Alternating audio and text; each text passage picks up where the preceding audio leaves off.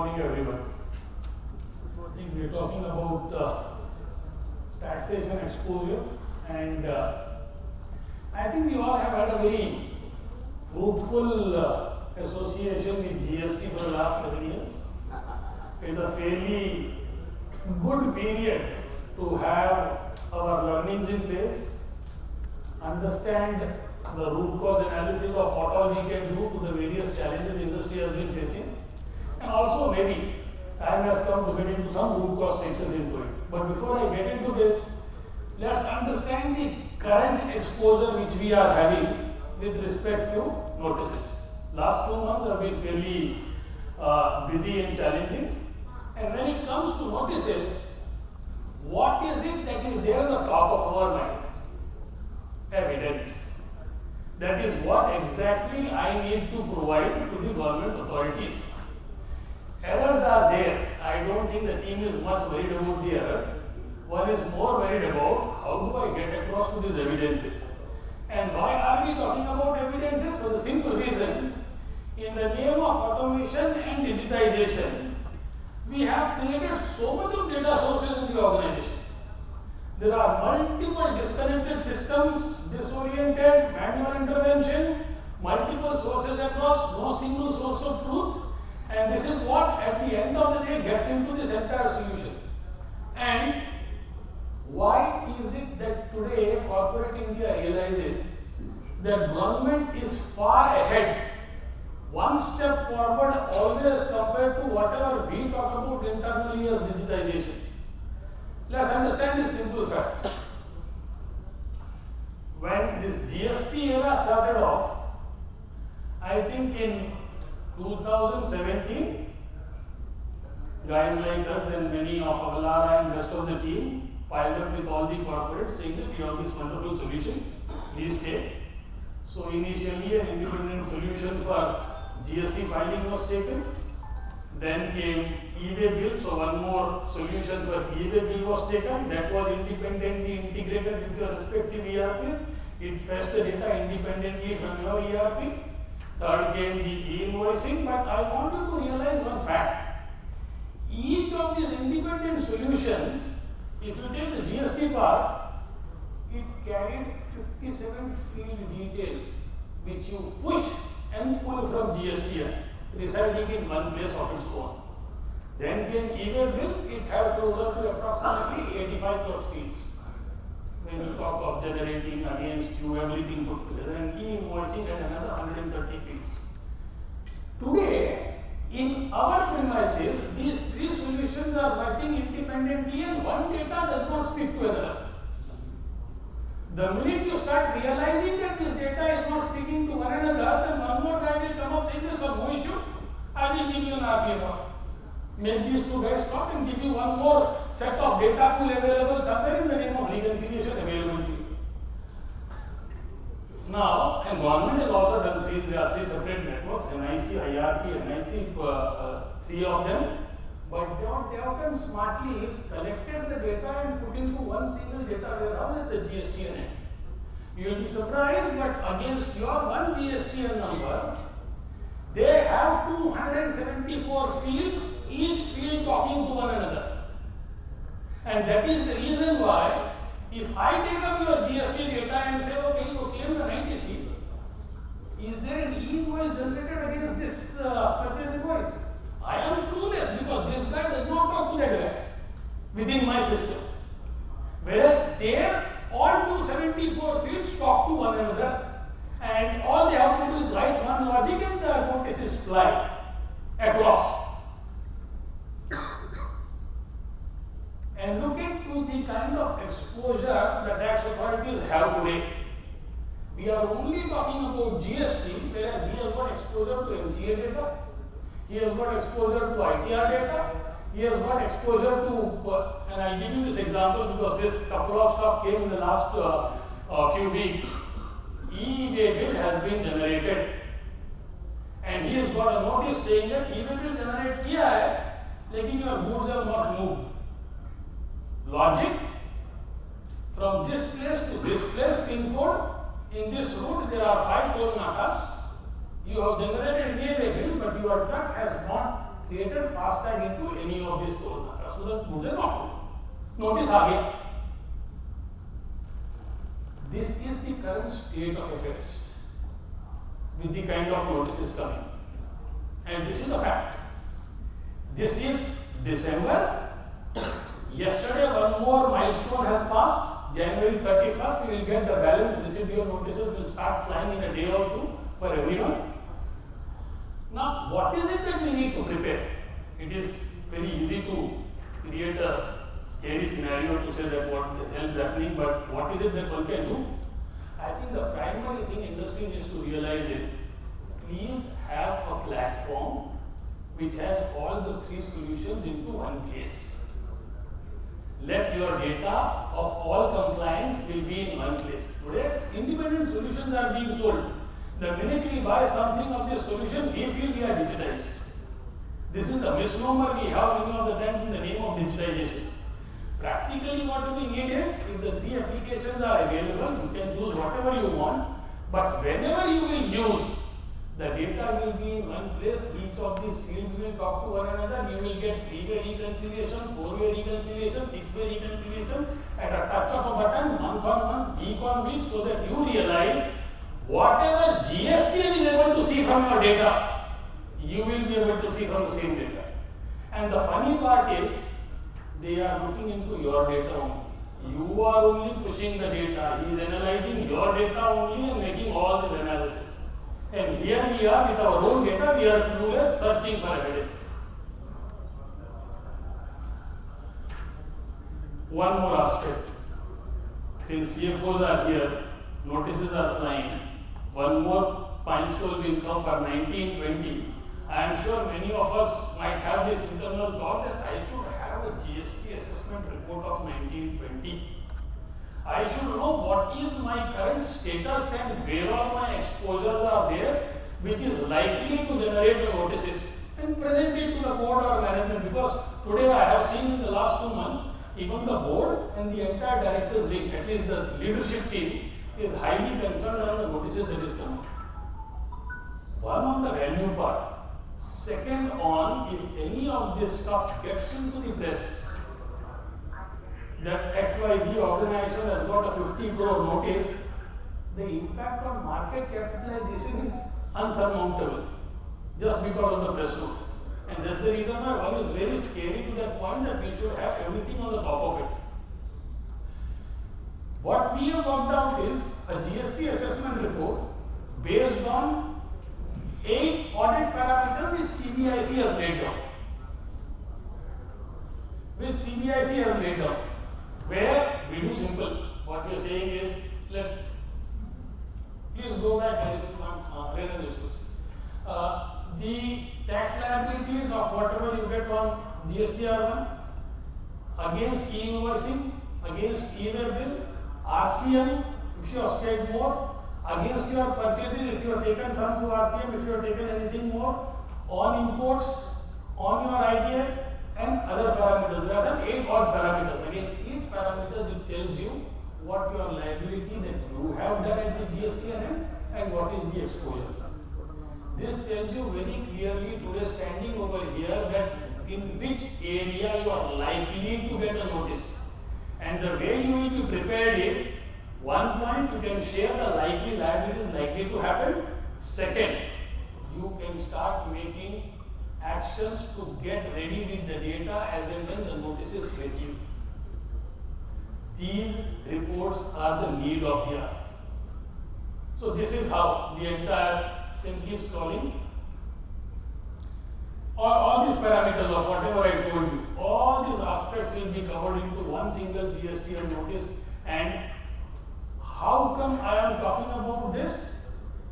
For the simple reason, the platform carries data of all compliance. GST, e-way bill, e-invoice, I can talk to the data, and there is no input from my end, no input taken from you.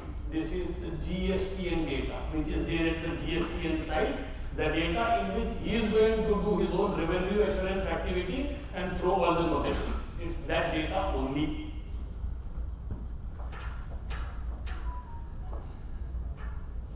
Sorry, it's not moving.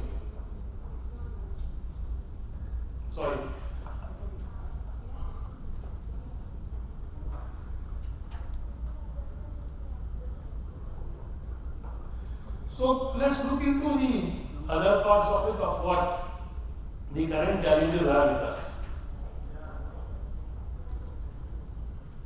Manual reconciliation. This continues to be a problem. 20 to 30% of the data we continue to do. It is not, the major challenge is not on the manual reconciliation per se. The adjoining challenge is the data moves out, it is working onto some Excel sheet. Let me put a simple scenario. July 2018, notice has come. I have to give my justification. What will happen? July 2018. Most of the time what I hear from my corporate friends is, I don't know even that guy is there in the system or not, who worked into July, into which PC, what laptop, God knows. All that I have is that end result which I have incorporated into the 3B data, but there is no working sheet available. This is what happens when we do manual reconciliation and the data is scattered all over the place. That's the challenge, and that's why we need a more comprehensive machine learned reconciliation part. This part I said that all the 3 units have to be together. Now let's not understand one thing. The core to our entire ITC part is the purchase invoice. How do we deal with this purchase invoice? Do we know how this invoice is collected into a corporate organization? Hundreds of emails given, physically coming across the place, coming with the trucks, no visibility how it lands and where it lands. Second, invoice has come, but now I have to do the purchase entry. How do we do? Majority of the cases of what we have seen, manual entry, somebody sees, IMAL validation. Second, data extracted in highly digitized company would put some OCR technology to extract the data and put it across, even that is feasible. But is there any validation happening to this data before it is getting into the ERP? It is only an eyeball validation. There is no other validation happening with a neutral source. That's challenge number 4 of what we do. Now let's look into this part, MSME. We all know that MSME payment has to be given in 45 days. Nirmala ji last March, April had said that if you don't make the payment in 45 days, in section 43B, you will not be able to take deductions. I am also an MSME. I don't get my payments in 45 days. I have never complained. Do you think the corporates are absolved? I am sorry, no. This time when this audit will happen, this is the first year, audit will happen, they will ask, boss, give me a list of your MSMEs, your entire invoices against it, payment details, and then he will say, 50 crore ka payment to has come after 45 days, please adjust it. The penalties and the impact on the profitability and balance sheet, visualize, this is going to happen this year. And this is all because I don't know when my MSME invoice is there, where it is lying, where I make the payment. This is again one more mandate which has come on 44 report mandate.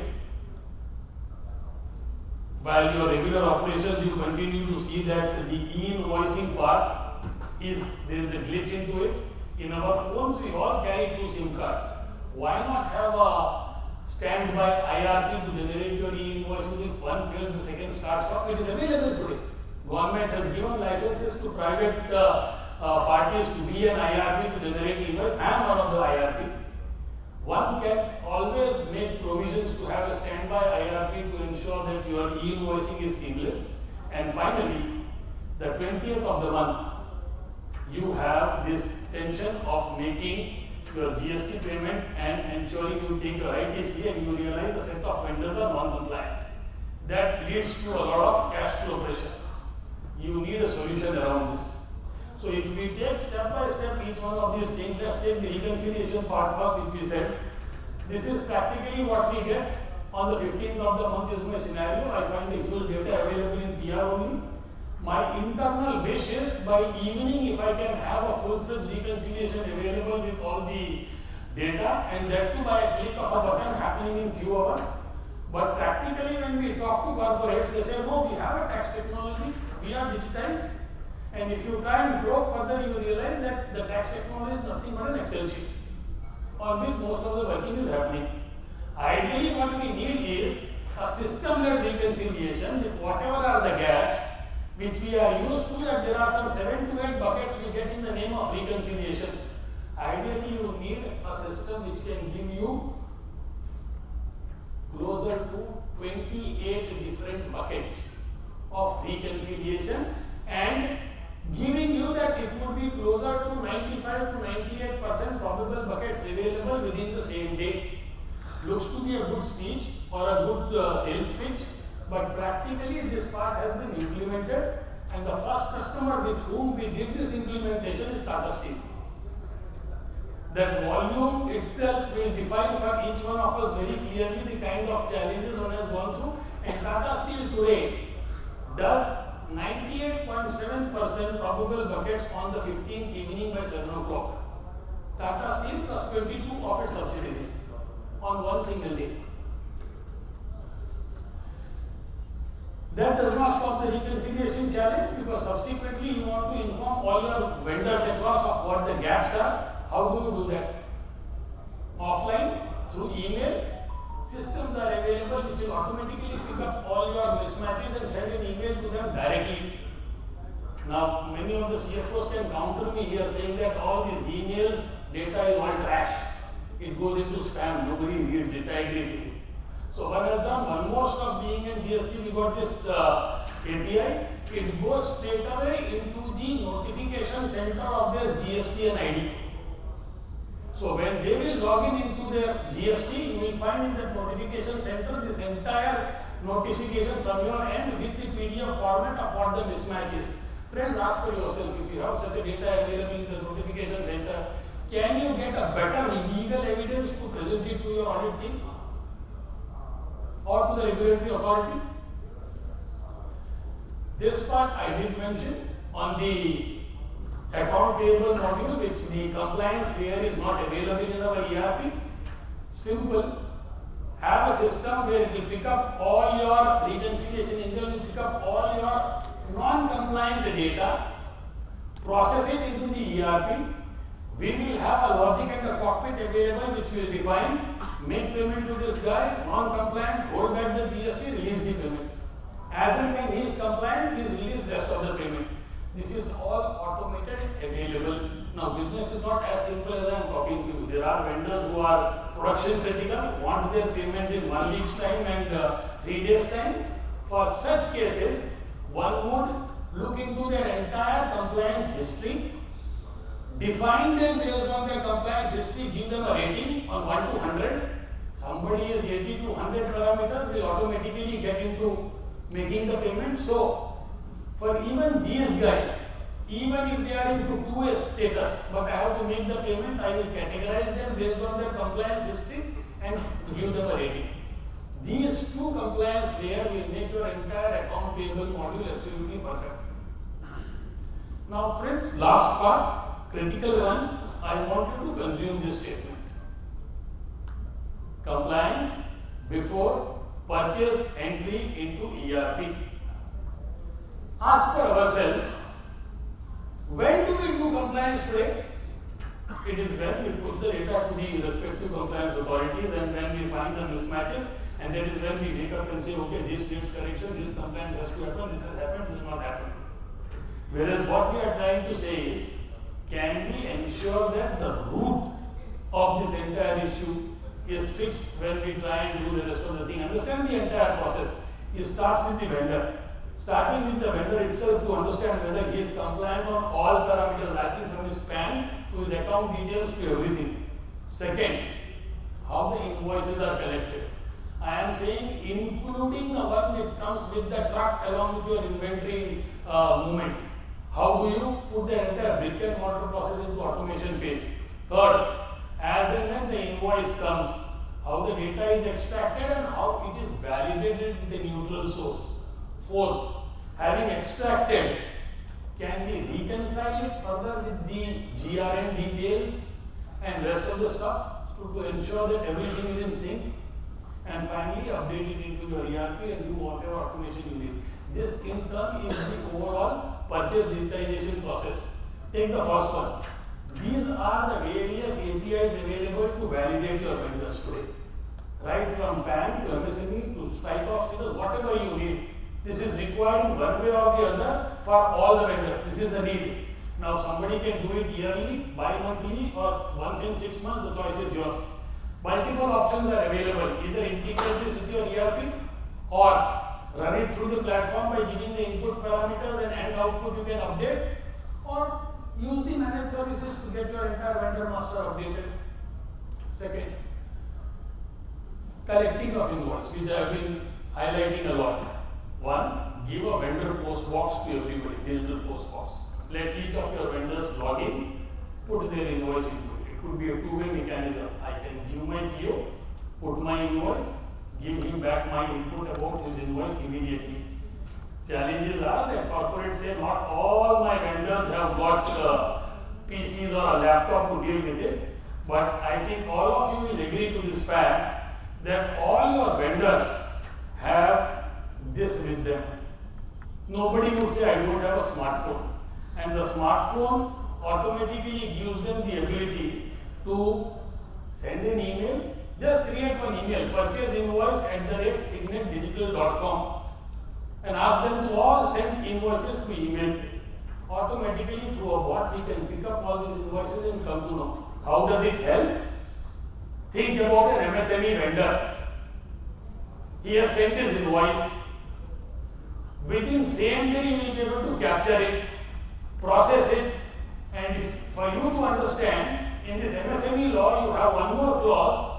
If you are able to detect this invoice and revert back within 15 days, your invoice is not right, automatically actions can be taken and absorbed out of this entire responsibility of 43B. But that is only if you know when the invoices have come. Finally, I'll skip this part and understand about this invoice validation that I am talking about. Once you get the digital copy of the invoice, what we try and do is extract the data at document level, each of the data at the document level. Now extraction is happening through any OCR mechanism. Extraction, till extraction, everything is fine. Now look into the validation part. The first validation we do is, we look into the GSTN ID and first validate, is it an active GSTN? Then we validate, is this GSTN e-invoice enabled? Then we validate, is this QR code against this e-invoice enabled vendor, is it active? Read the QR code. This QR code has some 8 data points. Match it with the invoice details. Now that's the technology part of it. What is it that has happened at the entire thing? This QR code is nothing but e-invoice data. What happens to the e-invoice data after 48 hours? It goes as GSTR1 auto draft. And the same data comes back to you same night as 2A. So if I am validating to you today saying that this data is same as what is there in GSTN, what is it I am trying to tell you? That your purchase invoice details is same as what is there in GSTN. This, my friends, is compliance before purchase entry into your ERP. This exactly gives you that status. And thereafter, do you think there will be a need for any mismatch later on? Plus, government did one more thing. We all understand the challenges of an OCR technology. Government now has given us, being an IRP, a JSON of full e-invoice entries of all the e-invoices generated against you. Counterparty invoices are now available, which means transaction-wise details are now available, and the icing on the cake is this data is with HSN details. Now this data can straight away go into your ERP as purchase entry. Manufacturing setups will tell me, boss, it's not that easy, I can't blindly put this into the ERP as purchase entry, I have to do GRN. Fully agree. Park it into your ERP, as and when you come for GRN, put this invoice details, this data will pop up from the cockpit, do your entire validation step by step, whatever you want to do, and take it forward. So now you have validated against GRN, PO, purchase entry is exactly same as what is there in GSTN, everything is taken care of. This, my friend, is full-scale digitization of the entire thing, and you can do the entire rest of the part automated directly into this entire thing. I'll skip this part. All these aspects are possible online. Now, finally, CFO friends, you are the future officers of this country and of your respective organizations. You have this wonderful opportunity to leave behind a legacy of zero mismatches and giving a single source of data to your organization.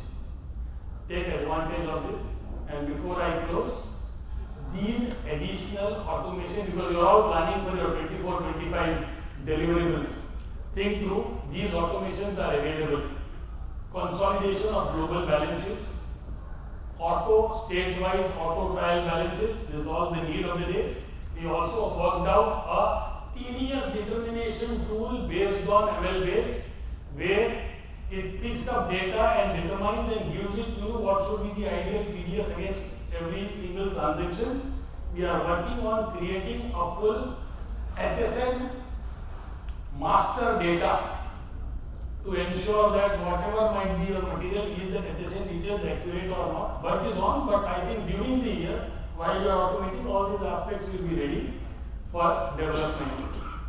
So that's it from my end. The only aspect is these days, taxation and the compliance part per se has reached the respective boardrooms. It's being discussed now with the exposure happening.